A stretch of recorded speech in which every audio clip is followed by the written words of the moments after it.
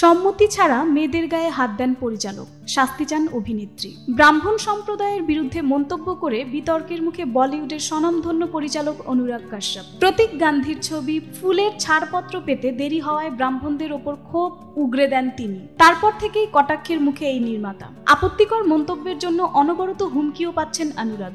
এবার সেই প্রসঙ্গে মুখ খুললেন অভিনেত্রী পায়েল ঘোষ। কয়েক বছর আগে অনুরাগের বিরুদ্ধে যৌন হেনস্থার অভিযোগ তুলেছিলেন তিনি। এবার ব্রাহ্মণ বিতর্কে সরাসরি শাস্তি চাইলেন নির্মাতার। বিতর্কের সূত্রপাত ফুলে ছবিকে কেন্দ্র করে।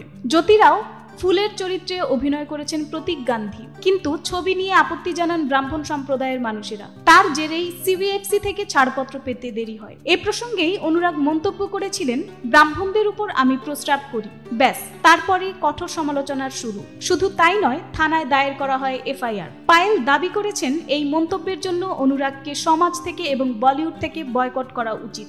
পায়েল বলেছেন, অনুরাগ কাশ্যপ বরাবরই খুবই খারাপ ও বিরক্তিকর একটা মানুষ, তাই আমি অবাক হইনি।